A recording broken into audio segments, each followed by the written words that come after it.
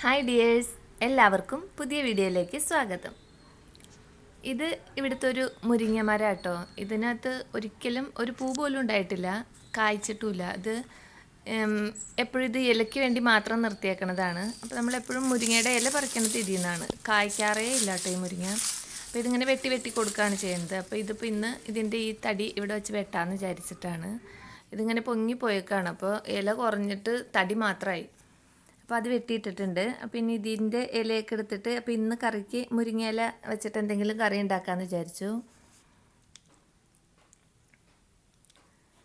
അപ്പോൾ അതിൻ്റെ ഇതൊക്കെ ഞാനിങ്ങനെ ഒടിച്ചെടുക്കാം കേട്ടോ. അപ്പോൾ ഇത് വെട്ടുമ്പോൾ നല്ല മഴക്കാറ് വരുന്നുണ്ട്, പക്ഷേ നല്ല വെയിലാണ്. നല്ല ചൂടുള്ള സമയത്താണ് ഞാൻ ഈ മുരിങ്ങ വെട്ടിയിട്ടത്.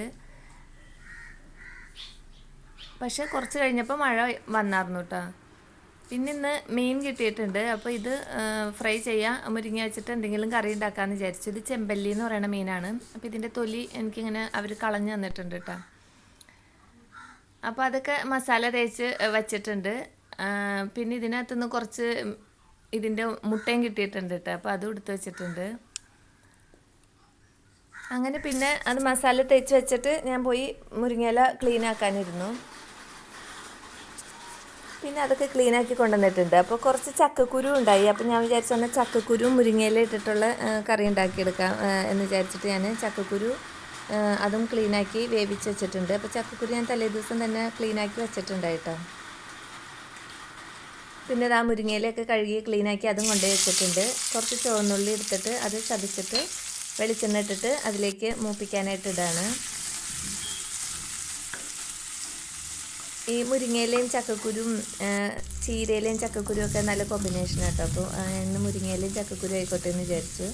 ഞാനിപ്പോൾ തേങ്ങ ഇട്ടിട്ടും ഉണ്ടാക്കാറുണ്ട്, തേങ്ങ ഇടാണ്ടും ഉണ്ടാക്കാറുണ്ട്. അപ്പോൾ നമ്മൾ കുറച്ച് മുരിങ്ങയുടെ ഇലയും കുറച്ച് ചക്കക്കുരു മാത്രമൊക്കെ എടുത്തിട്ട് ഉണ്ടാക്കുമ്പോൾ തേങ്ങ ഇട്ടുണ്ടാക്കിയാൽ നല്ലതാണ്. നമ്മൾ കൂടുതൽ എടുക്കുമ്പോൾ തേങ്ങ ഇടണ്ട, അപ്പോൾ എല്ലാം കൂടി കുഴഞ്ഞൊരു പരുവാവും. അപ്പോൾ ഇന്ന് ഞാനിപ്പോൾ കുറച്ച് അധികമാണ് ഉണ്ടാക്കുന്നത്. അപ്പോൾ വേറെ കറി വെക്കണില്ലല്ലോ, ഇത് മാത്രമാണ് കറിയാക്കാനായിട്ട്. അപ്പോൾ ഞാൻ അതുകൊണ്ട് ഇന്ന് തേങ്ങ ഇടാതെയായിട്ട് ഉണ്ടാക്കുന്നത്. അപ്പോൾ ഉള്ളിയും മുളകൊക്കെ നന്നായിട്ട് മൂത്ത് വന്നപ്പോൾ ഞാൻ അതിലേക്ക് ചക്കക്കുരു ഇട്ടിട്ട് അതൊന്ന് ചക്കക്കുരു ഞാൻ ഉപ്പിട്ടിട്ട് വേവിച്ചതാണ്. പിന്നെ മുരിങ്ങയിലേക്കുള്ള ഉപ്പും കൂടി മുരിങ്ങയില ഇട്ട സമയത്ത് ഇട്ട് കൊടുക്കുകയാണ് ചെയ്തത്. ചക്കക്കുരു ഒക്കെ ഒന്ന് നന്നായിട്ട് മസാല പിടിച്ച് കഴിഞ്ഞപ്പോൾ അതിലേക്ക് മുരിങ്ങയുടെ ഇല ഇട്ട് കൊടുത്തു.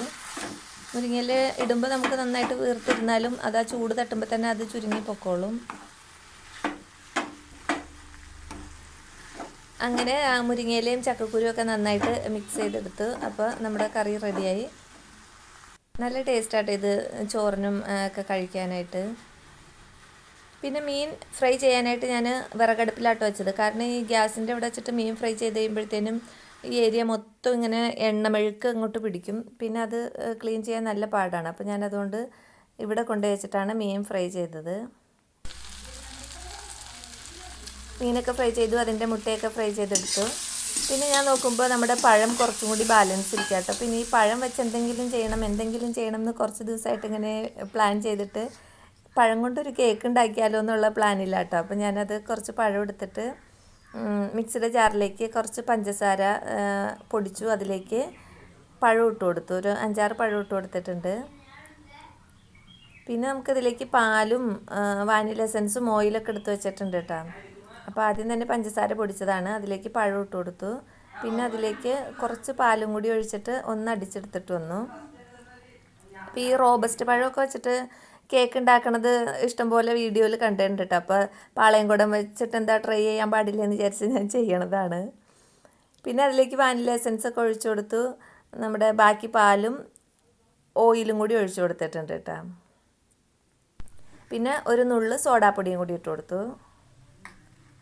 ഇനി ഇതെല്ലാം കൂടി ഒന്നും കൂടി അടിച്ചിട്ട് വന്നിട്ട് ഈ മൈദപ്പൊടിയാണ് എടുത്ത് വെച്ചേക്കുന്നത്. ഗോതമ്പ് പൊടി വെച്ചിട്ടും ചെയ്യാം. അത് ഒന്നിച്ചങ്ങോട്ട് ഇടണ്ട, കുറേശ്ശെ ഇട്ടിട്ട് അടിച്ചെടുത്താൽ മതി. ഒന്നിച്ചിട്ട് കഴിഞ്ഞാൽ അതിങ്ങനെ മിക്സിയുടെ ജാറിൽ സ്റ്റക്കായിട്ട് നിൽക്കും. അപ്പോൾ കുറേശ്ശെ ഇട്ടിട്ട് അടിച്ചടിച്ച് അങ്ങനെ ഞാനത് ഫുള്ളും തീർത്തു. അങ്ങനെയാണ് ചെയ്തെടുത്തത്. പിന്നെ നമ്മുടെ ബേക്കിംഗ് ചെയ്യാനുള്ള പാത്രത്തിനകത്തേക്ക് ഞാൻ ബട്ടർ പേപ്പർ ഇട്ട് കൊടുത്തിട്ടുണ്ട്. അതിലേക്ക് ഇതും കൂടി ഒഴിച്ചു കൊടുക്കുകയാണ്.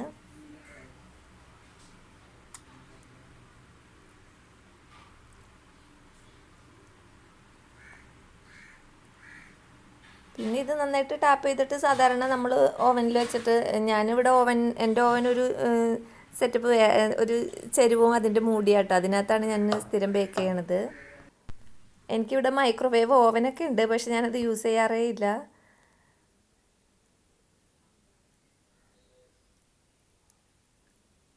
അങ്ങനെ ഞാൻ കൊണ്ടുപോയി ഈ ബേക്ക് ചെയ്യാനായിട്ട് വെച്ച് കൊടുത്തിട്ടുണ്ട്.